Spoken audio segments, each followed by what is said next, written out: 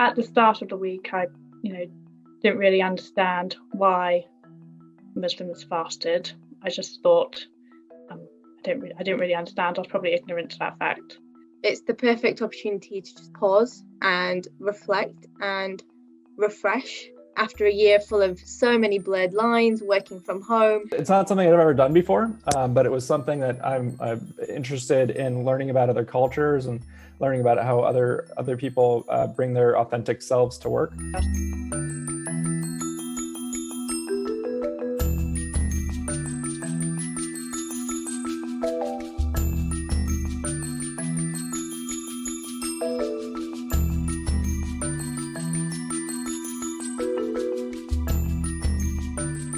I was questioning, why has this come about in my life right now?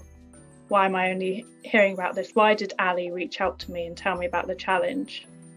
And Ali said to me, at the end of the week, you'll figure out the reason why. I did worry that I might be intruding by getting involved, but that's not the way I felt at all. In fact, the complete opposite, the welcome from the whole community, not just my immediate work community, my Muslim colleagues there, but in general has just been amazing. We thought it's the perfect opportunity to get all our colleagues to step into a Muslim's shoes and understand, like you're saying, why we fast. Given COVID, and I like to give myself a challenge, I thought I'm going to go for 5 days.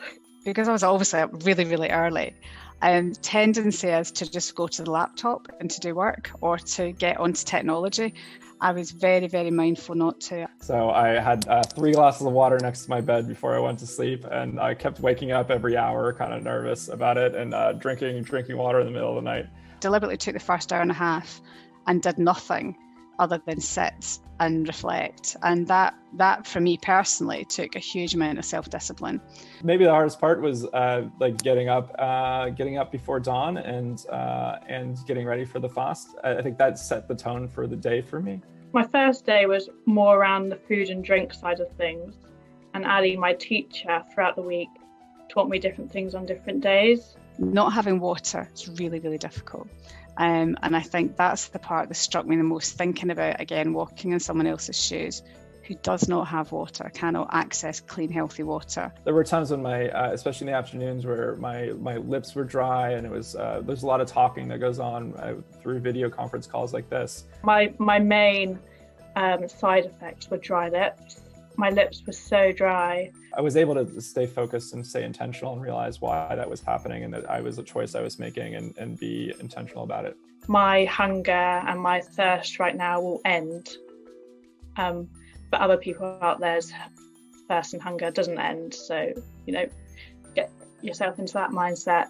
I chose to do a sunset yoga class, maybe to keep that spirituality going during sunset. So I broke fast during that yoga class by gulping a bunch of water, but it was able to use that time to be intentional too. I almost wasn't hungry by that point. And I would say I was about 5 to 9, 10 to 9, so just a little bit behind you.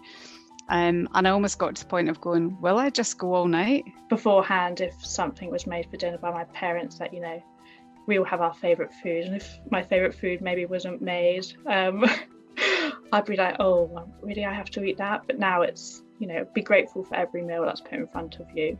Fried food is such a must in Ramadan. I've been trying to avoid it, but you can't escape it. This is that 1 month where you end up gaining weight rather than losing it. I'd had the tip from a colleague about the odd number, so I didn't have any dates, but I had 5 plums is what I brought back up with me. So I thought something nice and healthy and light, and juicy and tasty to break the fast. Me and my wife actually went out and ordered from a local Muslim restaurant that I think we had it was a lamb shake. I'm not sure. It was absolutely delicious though, and it tasted so much better after not eating all day. For me personally, from the fast, I've taken away a lot of lessons, and I maybe had a bit of a reality check as to what I need to focus and purpose more in my life.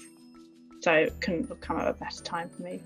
My Muslim colleagues were really proud of me for getting involved, and I think I found that really overwhelming. And actually it made me, even in my own team, I created connections with people that will now last in a way that we never had before. Hearing people's reflections and how they found the day they often say they're inspired by the Muslim community, but we've all been so inspired by them. It's not only the holding back drinking water and food, it's also about the charity and the gratitude and the positive intentions that they're giving to others.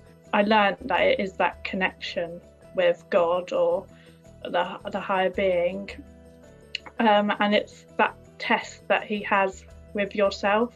All walks of life, all types of jobs, people are celebrating and sticking to the really strict regime during the day, and going about their duties, just going about their day. That's just incredible. That really struck me. One part of Ramadan is charity and is giving, and I also chose to partake in that during the fasting challenge. So chose several local DC charities that give food to the homeless and to needy people around the area. Huge hats off to them. It takes dedication, willpower, and self-control to go through 30 days, no food, no drink, and all of the other parts of Ramadan too. Initiatives like this are the exact reason why Muslims and people generally can bring their whole selves to work and be themselves unapologetically and authentically. And even for myself, it makes you feel like genuinely like you belong and you can be who you are. A huge thank you, and Ramadan Kareem.